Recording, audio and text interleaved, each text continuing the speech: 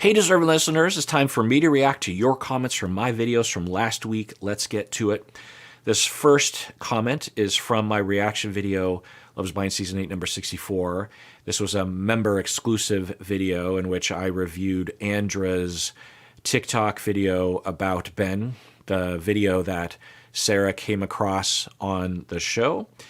And member Alive Bold TV says, the group that Andra is referring to is called Are We Dating the Same Guy? And it's a highly controversial series of location-based Facebook groups due to the nature of the posts. It has been said that the Facebook groups have saved some women's lives, i.e. victims can oust their abusive and cheating husbands or exes. However, there are also men who have felt harmed because a person who they dated casually made some untrue and damning statements against their character. End of comment.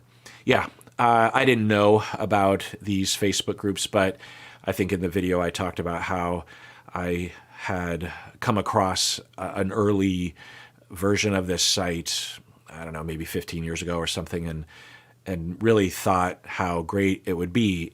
At that point, I hadn't experienced the problems that the internet would bring with it. And so, yeah, it sounds like there's some problems there. And yeah, so on one hand, you would want to out people, partners of any gender who are abusive and harmful. But at the same time, as I've said in other videos, abusive people often believe or claim that they're the victim. And sometimes the most adamant claims of abuse are made publicly by the abusers. So at the very least, you could say that to believe these claims on these Facebook groups could at the very least just be adhering to one potential biased narrative, but even could be supporting abusive people. And how would we know? And it just sucks that we can't know, really. And maybe there's a way to vet these things, but that'd be hard, right? Going on. Member Hello Leash says, I think your confusion initially was because her claim about the Snapchat game went the other way around. The Snapchat. Oh, I was confused as to what Andra in the TikTok video was claiming regarding the things that she saw Ben and his friends do back in the day, like posting pictures or something. I couldn't really tell what she was talking about. And so Hello Leash is clarifying that. They weren't posting photos of women and asking who has done stuff with her. They were posting photos of each other, or Ben specifically, and saying, if this person has done something to you, reply to this, or whatever. They were posting pictures of each other and saying something. It's questionable, but not promising enough for an all-out expose. Well, thanks for that, Hello Leash. I'm still a little bit confused, though, because so the guys were posting the photos. The guys were Ben and his friends were posting pictures of each other, like to mock that Facebook group or something. And then Hello Leash goes on to say, I believe she, Andra, got heartbroken from being ghosted so young by such a handsome, charming, wonderful-seeming guy. But beyond that, I don't believe there's anything there, and here's why. It's not a science, but from my time spent as a commentary YouTuber in the tea and drama space, you learn that people are very specific about what someone has done when exposing or canceling them. I was entirely bullied off the internet by a group of ex-internet friends. Just chiming in, I'm really sorry to hear that, Hello Leash. That's awful to be bullied in any context. And I've yet to hear anything specific regarding a claim. Right. So what Hello Leash is saying, that when people are calling people out and they have something specific to say, they will say it because they're saying stuff, right? So I think what Hello Leash is getting at is when Andra makes these very vague claims about Ben and without any receipts or any sort of specifics, then it is a massive red flag. We can't know, but it's a massive red flag that it's just bullying or bias or drama or distortion or emotional thinking or something. But going on. So I was entirely bullied off the internet by a group of ex-internet friends, and I've yet to hear of a specific claim from them. From what I understand, these people would go to Twitter and claim that I was a bad person and a bad friend. When someone would ask what happened specifically, the most that would happen is that someone would tell the inquirer to DM so-and-so and ask them. But when they really have something against someone, they have scores of receipts and detailed stories. We're getting nothing from these TikToks from Andra. I don't think this young woman is intending to be deceptive. I just think that if Ben is right and all that happened was that they saw each other a couple times, kissed, and then he ghosted her, I think that rejection was simply too difficult for her at such a young age. End of comment. Yeah, I mean, we can't know, but it had that look for the exact same reason that you're pointing out. It looked that way to me as well. I don't have that specific experience with people trying to cancel. Well, I do have that. What am I talking about? I have that. I just haven't actually been bullied off of the internet. You know, I've had hundreds, thousands of people try, particularly in the past.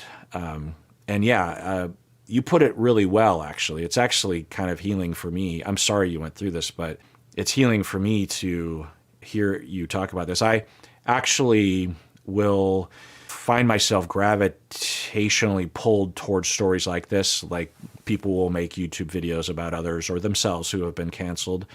And sometimes we can understand why, but other times it's like this, where, you know, a group of people just determine that they don't like you for whatever reason, and they just go on this campaign and they just talk endless shit about you, and they don't have any data, they don't have any proof, and all they have to do is just say a bunch of vague things like you're a horrible friend, you're a horrible person, and you know, just believe me, I could show you the receipts. And I always just think back to Zeneb and Cole, and I brought it up during this whole thing, I think, that when Zeneb was clearly going on a campaign to make Cole out to be truly evil, and she, at the altar, that's when it all kind of started, and she blasted him in front of everyone, leaving him just stunned. And then in the time from then until the reunion, she was talking with the women friends from the pods, and she's very convincing. And they, from the reunion demeanor and the behavior of the women, they were all believing Zeneb. And they were all ganging up on Cole at the reunion. And then after the reunion aired, whoever the showrunner that decided this, or the editor or something, I mean, it was just poetic. And they show the cutie scene because that was the one thing that she pointed to. Zeneb said, I have the receipts. I have the data. They didn't even show it. Maybe that's why they showed it, because Zeneb was throwing Netflix and Kinetic under the bus to some extent. I think, I don't remember this precisely, but I think Zeneb was saying they filmed this scene and they didn't even show it. You know, I think implying that she got a bad edit and that Cole got a good edit, when it's possible that it's the opposite, that Zeneb actually got a really good edit. They didn't include it in the show because they didn't want to make her look bad, you know? And they're like, well, if you're going to accuse us of that, then okay, we'll show the scene and we'll let people decide for themselves. And that was one of those scenes where they just let breathe. They didn't edit it that much from my memory. And I could see why they didn't really include it in the show, because it's not very notable. It's just a conversation between the fiancés as they are cooking dinner and talking about the future. It's, you know, it's kind of relevant, but not super. But anyway, I always just think about that as this example of until you actually see the data. And of course, I know that I've known this my whole career, and maybe, you know, even before that to some extent, particularly when you work in relational therapy settings, when you're working with multiple people, couples and families, you will hear a story and it sounds so convincing and you want to be empathetic, you want to believe. But even if you're not biased towards the person, it's just hard to imagine what could have happened that would result in someone telling you such a story until you hear the other stories. And as I always say, I'm not saying that every real scenario is somewhere in between everyone's stories. No, sometimes one person is more accurate than the other. But it just illuminates this very almost very common, if not universal experience where when people are telling an emotional story, they are distorting it to some degree. And the more emotional and the more disturbed someone is, the more distorted it's going to be. Now, we don't know anything about Andra, but if you're going to say that amount of shit about someone, if you're going to talk that amount of shit about someone, then you probably should provide the data unless there's an ethical or moral reason not to, like it would expose someone too greatly or something like that. Or you worry about your own safety. And that can be real, right? So it's a sticky situation, but yeah, I agree. Occam's razor and just going off other scenarios that I have learned the truth about, it did look that way. It looked like Andra was young and that she really liked this guy, Ben, and he wasn't really that into her and either broke up with her even in a relatively kind way, given how long they had dated, right? Or he ghosted her and was unkind about the way he broke up with her. And she's hurting. And she has built up a narrative and has an emotional lens as to how she sees him, that he's a complete user and a jerk face and a narcissist and all that stuff, when all that happened was the kind of stuff that's happened since the beginning of time of dating. It's hard.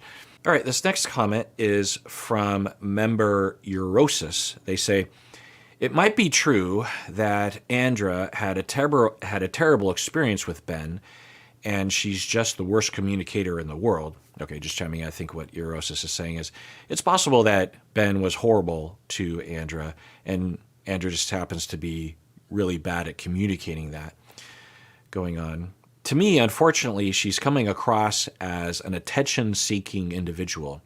I see a lot of this kind of behavior online from people in my town, too. People calling out problematic people without any kind of evidence or even specifics. And then when you actually hear what their issue is with a given person, it's often something pretty innocuous. End of comment. Yeah, I mean, we can't know. And that's a great way of putting it. Either Andra is just terrible at communicating the abuse that she actually went through with Ben, or she's one of these individuals that is either attention-seeking or distorted. I'll add that because that's a real thing too. Anyway. All right, well, let's take a break here. The rest of this video will be for members of the YouTube channel. And if you want to see the rest of it, become a member. And if you're a member, then you're watching the member exclusive video already. But if you're leaving us, take care of yourself because you deserve it. You really, really do.